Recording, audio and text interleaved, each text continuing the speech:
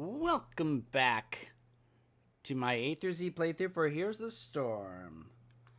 Today, we are going to be taking a look at the character who is supposed to embody the Necromancer from Diablo 2, which everybody has said was one of their favorite classes to play in that game, and they wanted it to be brought, first they wanted it to be brought in Diablo 3, but they also wouldn't have minded to see it being brought here in the Heroes of the Storm, and so they brought in Zool.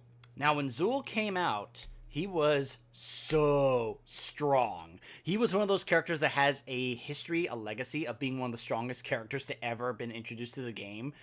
Because at that time, he was ridiculously strong. And I mean, like, in terms of his damage, his lane pushing capabilities. I have a screenshot on my phone, a picture that I took after the end of a game I played with this character during the time when he first launched, because I could not believe what I saw. So let me read to you guys what this screenshot details. It's the score screen from the end of the game. It was a game I did when I was playing Zool in Quick Match when he first came out. First off, this match went 44 minutes long. Yes, that's right. A Heroes of the Storm match going 44 minutes long. I don't think I've ever played in a match that long before. It was almost a mirror match completely, like for both teams. There was a Uther, a Nazebo, a Li Ming, and a Zool on both teams. The only difference was we had a Tyrael, they had an Artanis. I believe it was on Infernal Shrines. Do you know what the stats were for that game? At least for me? See, this was also a time when I was trying to embrace that he goes in, he's a melee character and such. Unfortunately, Zool didn't seem to have that much survivability, and I guess I wasn't playing him that well because I died 14 times in that game. I got 9 kills, had 23 assists, but here are the statistics. My hero damage was 150,000. I contributed 41,000 XP. But do you know what my siege damage was in that game? 481,000. I had almost 500,000 siege damage in one game as Zool. This was when he first came out. If that doesn't give you an idea of how strong he was, I don't know what will. The Nazebo on the other team also had like 300,000 siege damage. So, I mean, the stats in that game, because it went 44 minutes long, were big for both sides. But I had never seen that much siege damage by one character in a game. It was just incredible. Now, back then, it was because you could be able to take a build that focused around his trait, which was when a nearby minion dies, it becomes a skeletal warrior with health, and it attacks all nearby. Now, you could be able to build around this where you could be able to have up to 6 skeletons, and they could be able to do more damage. They could give you back health and mana, so you could be able to stay in the lane longer. You could have it where when you locked someone down in your bone prison, it would attack them, which it kind of does now. Zool, I believe this was over the past year, went through a rework that changed his talent tree around. It put a couple of his talents into his base kit. One of the things, that the skeletons fix on the enemy that you put in the bone prison. The skeletons will, actually, no, it doesn't do that. It used to be you could pick where you would get your mana and health back for each skeleton that you would raise in the lane from minions. It doesn't do that anymore, unfortunately. There is a talent where you can be able to have it where when they attack, it gives you back health and mana. But it's not quite the same as going into a lane, cleaving a wave of minions in like 2 seconds and getting a bunch of health and mana back. Poison Nova did so much damage when it first came out. There was a video to give you an idea. I've seen funny videos of funny moments in the game. One clip was, it said Zool in first week, and he runs through. Both a Vala and a Nova show up to take him down, and then you hear, basically he shoots off the Poison Nova, but to make it funny, they made it where it sounded as if he's just sneezed. He sneezed out the Poison Nova because, of course, it looks like, well, snot coming out away from him. But anyway, it hit both Vala and Nova, and you could see their health was just going down so fast, where then it had a caption saying, "Goodbye, Vala, goodbye, Nova," and they're just both trying to Hearthway, and then they both die, just in a matter of seconds. They did kill the Zool, but yeah, basically, if you got hit with the Poison Nova and you were near low health, you were dead. I always thought Skeletal Mages was pretty good for helping add some crowd control, add to his survivability, because I always thought Poison Nova would put him in a more vulnerable position, hence the amount of times that I would die a lot of the time as Zool, because I thought, I gotta get in there, and I gotta use my Nova and such, but Zool didn't really have any ways to help get out of trouble other than his bone prison, so I would die very often. But if I use Skeletal Mages, it would slow down people who were trying to gank me and chase me and allow me to stay alive a little bit more often. I probably wouldn't do as much damage, but I always thought adding some crowd control was not a bad idea. So they've changed Zool around where now he does some different things. Shackler got changed where now if you attack a hero that is either stunned, slowed, or rooted, you'll reduce the cooldown of your bone armor, which is on your 1 key. They added some quests here to your scythe, as well as the being able to spawning the Skeletal Warriors. Not that it increases the amount of Skeletal Warriors you get in the lane, but that it just fixes on them and they get movement speed and attack speed, which is, I guess it's okay. Here's what I was talking about: 0.5% of his maximum health and maximum mana, which it doesn't really sound that great. If you could be able to increase your max health and mana like Nazebo does, that would probably be better, but it didn't feel nearly as strong as it used to be, where you could just get a bunch back when you took down a bunch of minions. For a while, I thought Executioner was going to be like this new talent that would also suddenly make him just a huge damage dealer. But people started to gravitate more towards Echoes of Death, where it would spawn 2 additional sides to help with cleaning up lanes. Also, Bone Spear, which used to be level 20 and is a classic talent or ability of the Necromancer from Diablo, is now at level 16. This also used to be part of that build I was talking about, where the Skeletal Warriors would explode on death, because of course one of the Necromancer's abilities from Diablo is to make corpses explode to cause area damage to enemies. This one I always liked, Amplified Damage, where once enemies are rooted, it lowers their armor for a couple of seconds, which can be very big for focusing down a particular enemy and get them out of the fight, out of the game for a little bit. Kaelin's Edict, it's okay, but,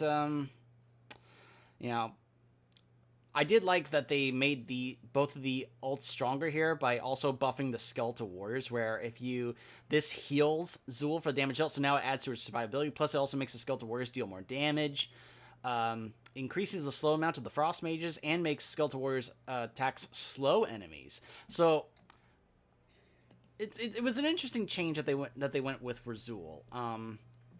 He's unfortunately not very visible these days in the game, but I just remember having so much fun playing him that he's still one of my favorite specialists to play in the game, though I've heard that soon specialists will no longer be a thing in this game because they're going to be changing roles, but that's a whole discussion for a different day.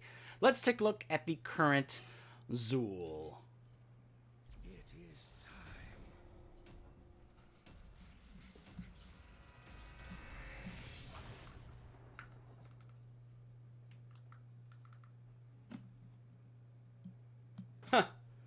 Great. Puts me on the map that you can't push to the core.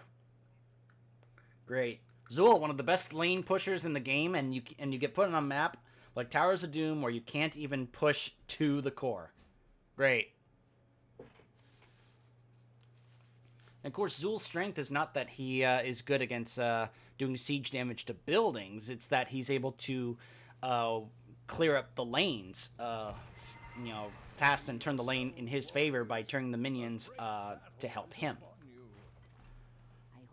So Backlash has always been good if you plan on getting in fights as a melee attacker, especially against a lot of high health heroes, which there's Varian and Johanna here, so that could be good because it does 12% of their maximum health, which against a character like Cho'Gall, for example, is a huge amount of damage. Shade has also been good to try and counter other heroes that are good with auto attacks. So, like, that could be good against either Twin Blades Varian or Greymane here. But Shackler's the one that got the changes, so I'm going to go ahead and pick that, which does apply a slow to nearby enemies. And as I said, this is the one that allows you to be able to reduce its cooldown. So, may as well try and show it to you guys. Prompt my scythe and go in, cleave the whole minion wave here. Use my Shackler to try and apply a slow to Johanna, even though she was hit with the, or she did use her unstoppable there. Oh, I almost got the Greymane there. Alright, I'm going to go Sippy Cup. This is another problem with Zul, as you can see. He ran out of mana so fast there. Hello, Malfurion.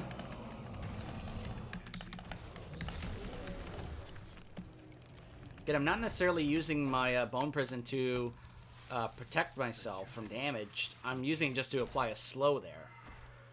But it's only 30-second cooldown, and as I said, it also is able to have its cooldown reduced. Of course, Johanna, one of the best characters against Zul's Bone Prison because of her built-in unstoppable. So the ideal characters are to use Bone Prison on, like, Greymane or even Zagara. And of course, Zul versus Zagara, where they both have their own minions, is quite the epic battle. Just being able to turn that lane in my favor because of how quickly I can cleave down the enemy minions is just so great. It's what made Zul so strong. Alright, so now have it reduce the cooldown. Alright. And Bone Prison spawns warriors. That actually used to be a talent that you could pick, where when you used Bone Prison, it would spawn a couple more skeletal warriors to try and apply some damage immediately to whoever you put in the Bone Prison. But now they went ahead and just put that in there. Not really a change that I was too, like, keen on. It's like, if you're going to make a change, that's not exactly something I think is a priority, but, you know, they've been on this, Blizzard has been on this thing where they want to incorporate very commonly used talents into a character's base kit, so that way you don't have to waste a talent on it, you can be able to pick something else. Because, of course, they want to enhance a character's build variety. And I guess that was something they wanted to do with Zul. Because I guess they were tired of players like me only doing the skeleton build.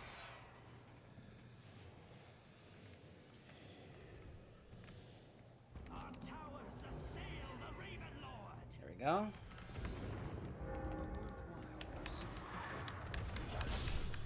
So look, so you see how fast he's able to take down these minion waves, and then just keep spawning more warriors to help, like, just dominate the lane.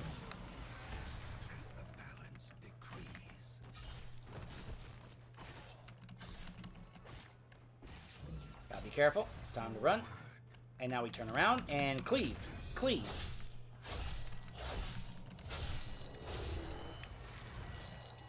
And then we just have so many mains for the towers to focus on. And then we use the Bone Prison on Greymane here to also get a couple more warriors to attack him. And there we go. You see what I mean? Just so great. Will take more than that to stop me. And the skeletons I'm pretty sure they don't have a time duration. They just keep going until they die. No, never mind. I take that back. They made it where now they last up to 15 seconds. But they usually die before that. It's like, look, they don't last that long anyway. They usually die anyway. There we go. One tower down.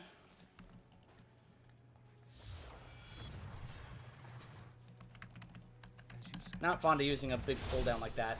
just to clear up the creep, but creep is always a huge problem. There we go! Got the Zagara.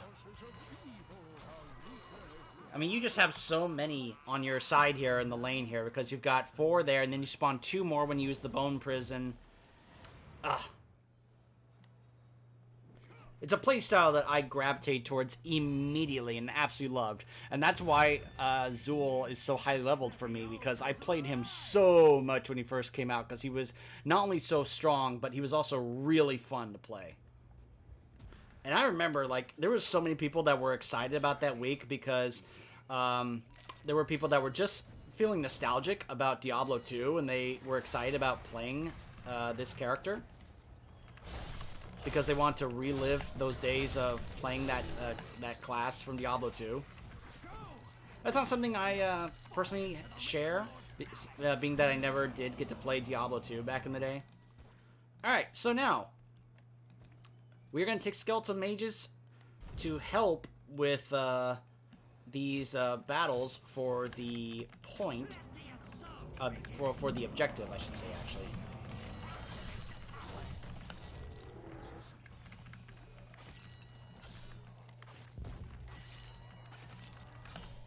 Have to wait and see when that's going to happen. Now, Zool is not really that great when it comes to taking camps, because his strong point is being in the lane, because of him getting his Skeletal Warrior minions to help him out. Whereas at a camp, he can't really spawn any Skeletal Warriors to help him out. So he's not really meant to be a jungler. Never really has been. He's always been about staying in the lane, cleave down the minions, get the Skeletal Warriors to help you push the lane, and get XP for your team. This has prompted a lot of people to embrace Zool with a strategy on certain maps where he is going to soak multiple lanes. And look at that, I've already finished my Jailer's quest, so now they're going to have even more movement speed and attack speed when they attack on targets. Look at this Greymane, he doesn't know what to do! Oh, so many, and that's going to kill him. And I'm going to go back and get Man now. Oh my goodness, the stupid roach. Ah, Zagara, your stupid roaches.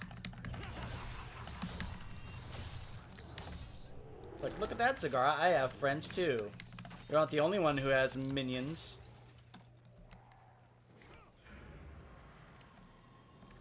So usually, Zool will definitely be at the top of siege damage and XP contribution for his team, because that's where his strong point is. Now, you can prompt your Curse Strikes, your W. I sometimes will do that early on, so that way when I get down here I can use the melee, but also, that way, because it does consume, you know, it's like, what, 70 mana? No, that's 70 mana. This also costs a lot of mana. Can I get there in time? No, I cannot. Alright, let me go ahead and get my mages out here to help me out against both. I was not liking my chances against both a Greymane and a Varian. Get my warriors to help me. Spawn my warriors. Choose a talent. Alright, so now we're gonna take Echoes of Death.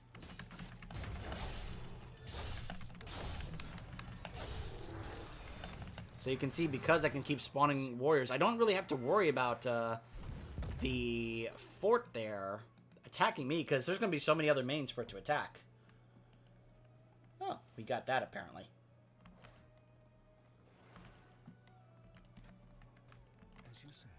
But if you want to pick a character that is able to just keep on pushing the lane, I don't know if I can say if Zool is considered one of the top solo laners in the game right now, but I mean, I don't, you know, I think he could be pretty good. I think he can get the job done. Let's get the Greymane. There we go. We got him. All right. And there goes the port. What is going on up there? Well, that got recaptured, but oh well. I don't know what's going on up there. I'm just gonna stay down here and grab this.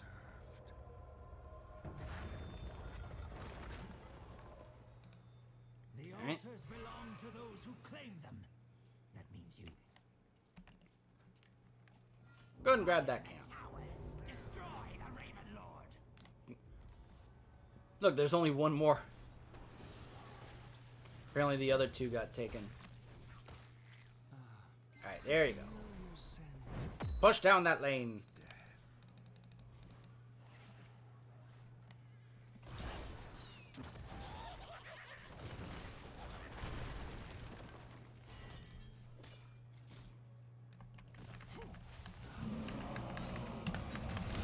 Yeah, you're not going anywhere, Malfurion.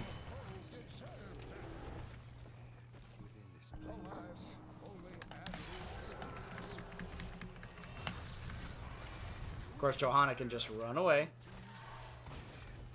I know lots of people love to pick Bone Spear, but I've never really... It's never really been a go-to talent for me as Zool. I do like Amplify damage, though, against certain heroes to make them, like, just melt faster. Alright.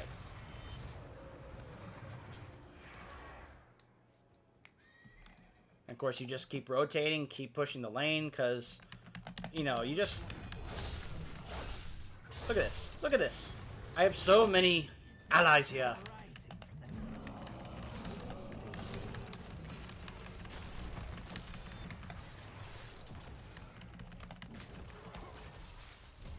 Okay, okay, I need to run. I need to leave. I can't take down that whole enemy team there. Heroes, I have opened a tunnel near our core that leads to the battleground center. And so they return. Capture the altars quickly, heroes. The Raven Lord will not keep me from this realm.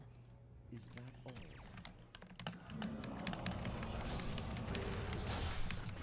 Yes! Get him, my warriors. This realm is mine. Grave Keeper. Okay. Yes, heroes, activate the towers. We get this, it's GG, and we're gonna spawn the mages to also help. Of course, I can't bone prison this guy. And there we go.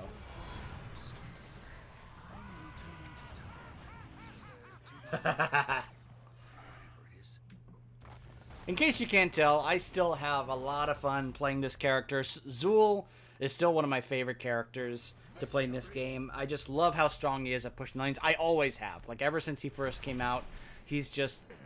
I don't know if he's considered a top line character anymore, but man, do I have fun playing him. He's just so much fun. He fits my style so well. If you, like, I am a player that loves to help my team push lanes, get XP, and Zool excels at that play style, as well as any character in the game. So he's not as strong as he was when he first came out. You know, his skeleton build did take a hit, but they wanted to make him a more balanced character to help out with team fights. There's a build fully dedicated, I believe, to his Curse Strikes, his W, which costs 60 mana. Which can be able to do a number of things, not only reduce attack speed, but also, I think, apply slow, provide healing. So he can have a full Curse Strikes build if you want to. Let's even see what that is. Each enemy hit by Curse Strikes, reduce the cooldown by 1 second. Let's see, we've got a couple here. Increase the attack speed reduction of Cursed Strikes by 35% and the duration by 1 second. Curse Strikes heals for 70% of the damage dealt to heroes. That would help out with not taking this. Gain 5% attack speed for 3 seconds each time Curse Strikes hits an enemy up to 75%. Wow, that's fast. Nothing here. So that's pretty much the build there. It looks like there is also a build for your Scythe, your Q. Reduce the cooldown by 3 seconds. Of course, Echoes of Death. No, not really much there. So he's, you know, oh, there's also Mortal Wound. Enemies hit by Spectral Scythe receive 75% less healing for 4 seconds. That could be really strong just against very certain heroes, certain compositions. So Zool, I think, does still have a pretty good place. He's just unfortunately not very visible right now because I think a lot of other characters probably do things better than he does. But I still enjoy playing him. So, gosh, guys, we are almost done. We are heading into the home stretch here. There's only a few characters left. So once again, we now go to a character from a character I've played quite a bit to another character that I haven't really played that much, who's also relatively new and has been in the game for not very long, and that is Yorel, who has gone from being considered not very good to being one of the best like solo lane bruiser type characters in the game. Like, she is like everywhere now, and we will talk a bit more about that when